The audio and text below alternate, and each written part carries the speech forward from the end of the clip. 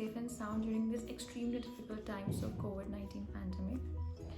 It's not a normal times and everybody is suffering a lot. No amount of my words will add up to any peace or warm your heart, but let's hope and pray these times get over soon and we get back to those normal times and happier times. Today I'm going to read you a story about a tree. Trees have always fascinated me. As a kid, I used to be fascinated by their leaves, their trunk, their branches, their shapes, and different colors of the leaves. The story that I'm going to read is by Ruskin Bond. It's known as The Tree Lover.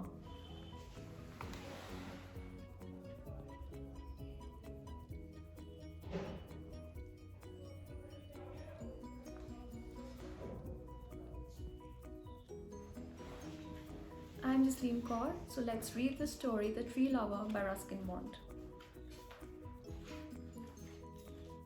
I was never able to get over the feeling that plants and trees loved grandfather with as much tenderness as he loved them. I was sitting beside him on the veranda steps one morning when I noticed the tendril of a creeping vine that was trailing near my feet.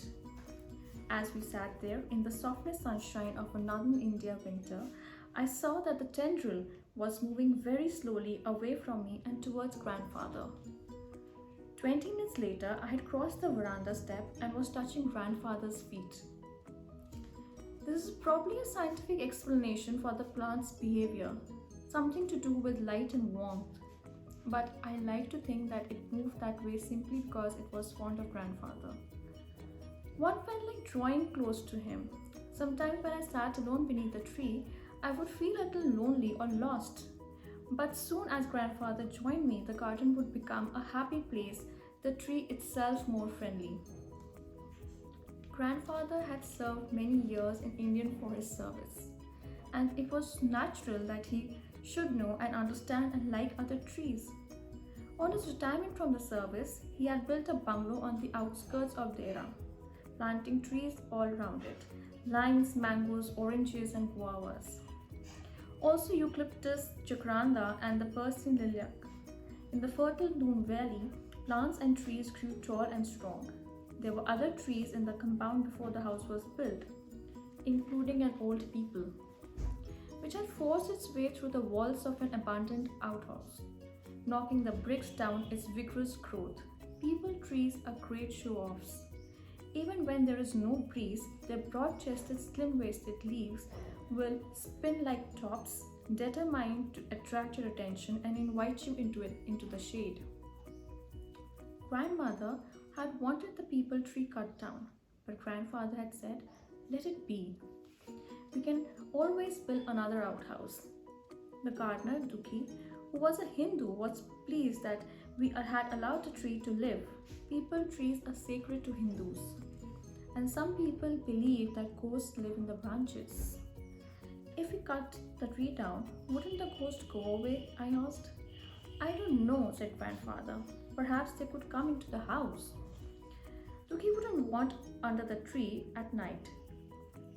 He said that once when he was young, he had wandered beneath a peepal tree late at night, and that something heavy had fallen with a thud on his shoulders.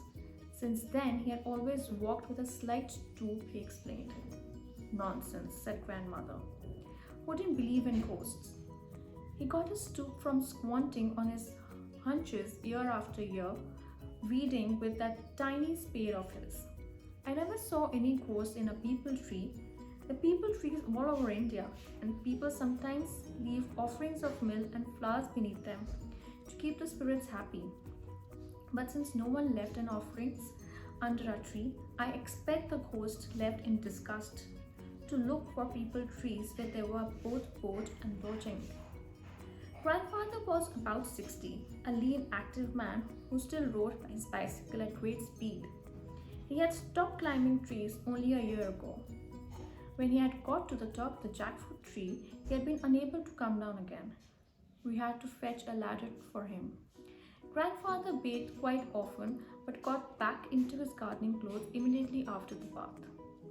During meals, ladybirds or caterpillars would walk off his shirt sleeves and wander about on the tablecloth, and this always annoyed grandmother. She grumbled at grandfather a lot, but he didn't mind because he knew she loved him. My favorite tree was the banyan, which grew behind the house, its spreading branches, which hung to the ground and took root again, formed a number of twisting passageways. The tree was older than the house, older than my grandparents. I could hide in its branches, behind a screen of thick green leaves, and spy on the world below. This is the banyan tree.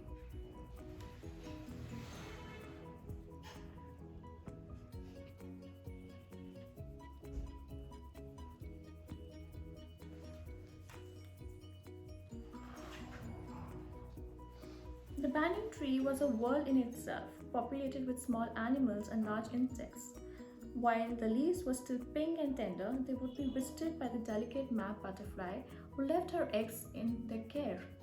The honey on the leaves, a sweet sticky smear, also attracted the little striped squirrels who soon grew used to having me in the tree and became quite bold, accepting gram for my hand.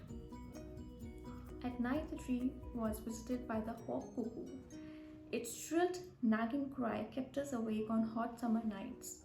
Indians call the bird Wasala, which means rain is coming. But according to grandfather, when the bird was in full cry, it seemed to be shouting, oh dear, how very hot it's getting. We feel it, we feel it, we feel it. Grandfather wasn't content with planting trees in a garden. During the rains, we would walk into the jungle beyond the riverbed, armed with cuttings and saplings, and these we would plant in the forest, beside the tall sal and sesame trees. But no one ever comes here, I protested. The first time we did this, who is going to see them? We are not planting for people only, said grandfather. We are planting to the forest. And for the birds and the animals who live here and need more food and shelter. He told me how men, not only birds and animals, needed trees for keeping the desert away, for attracting rain, for preventing the banks of rivers from being washed away, and for wild plants and grasses to grow beneath. And for timber, I asked, pointing to the sal and sesame trees. Yes, and for timber. But men are cutting down the trees without replacing them. For every tree has felled, we must plant two. Otherwise, one day there will be no forest at all and the world will become one great desert. I thought on a world without trees become such a sort of nightmare for me. It's one reason why I shall never want to live on a treeless moon, and I helped grandfather in his tree planting with even more greater enthusiasm. He taught me as a poem by George Morris, and we would recite it together. Woodman, spare the tree, touch not a single bough. In youth it sheltered me, and it will protect it now. One day the trees will move again, said grandfather. They have been standing still for thousands of years, but one day they'll move again. There was a time when trees would walk about like people, but along came the devil and cast a spell over them, rooting them to one place. But they're always trying to move. See how they reach out with their arms, and some of them, like the banyan tree with its traveling roots, managed to get quite far. In the autumn, grandfather took me to the hills. The deodars, Indian cedars, oaks, chestnuts, and maples were very different from the trees I had grown up with in Dehra. The broad leaves of the horse chestnut had turned yellow, and smooth brown chestnut lay scattered on the roads. Grandfather and I filled the pockets with them, then climbed the slope of a bare hill and started planting the chestnuts in the ground. I don't know if they ever came up because I never went there again. Goats and cattle grazed freely on the hill, and if the trees did come up in the spring, they may well have been eaten. But I like to think that somewhere in the foothills of Himalaya, there is a grove of chestnut trees, and the birds and flying foxes and cicadas have made their homes in them. Back in there, we found an island, a small rocky island, in the middle of a dry riverbed. It was one of those riverbeds so common in Doon Valley, which was completely dry in summer but flooded during the monsoon rains. A small mango tree was growing in the middle of the island. And grandfather said, if a mango can grow here, so can other trees.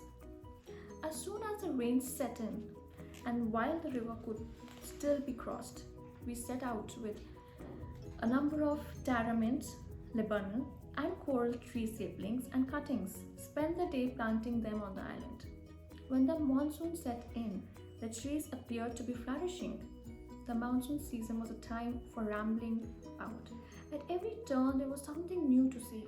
Out of the earth and rock and leafless bough, the magic touch the monsoon rains had brought life and greenery. You could almost see the broad-leaved vines grow. Plants sprang up in most unlikely places. A peepal would take root in the ceiling. A mango would sprout on the windowsill. We did not like to remove them, but they had to go if the house was to be kept from falling down. If you want to live in a tree, it's all right by me, said grandmother. But I like having a roof over my head, and I'm not going to have it brought down by the jungle. The common monsoon sights along the Indian roads were always picturesque.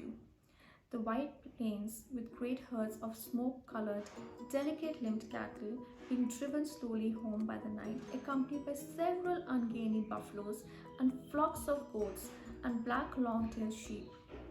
Then you came to the pond where some buffaloes were enjoying themselves, with no part of them visible but the tips of their noses, while on their backs were a number of merry children, perfectly and happily naked. The banyan tree really came to life during the monsoon when the branches were thick.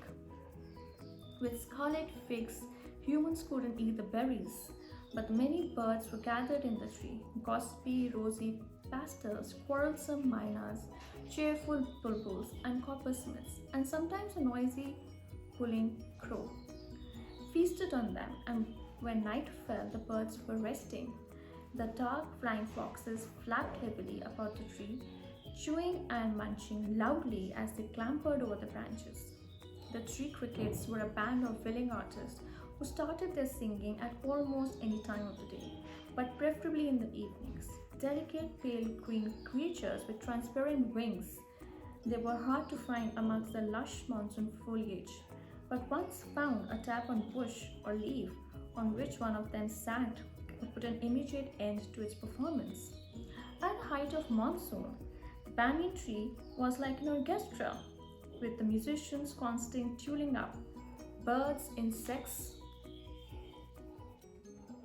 and squirrels welcome the end of the hot weather and cool quenching relief of the monsoon. A toy flute in my hands, I would try adding my shrill piping to theirs, but they must have thought poorly of my piping, for whenever I played, the birds and the insects kept a pained and puzzled silence. I can wonder if they missed me when I went away, for when the war came, followed by the independence of India, I was sent to a boarding school in the hills. Grandfather's house was put up for sale. During the holidays, I went to live with my parents in Delhi, and it was from them I learned that my grandparents had gone to England.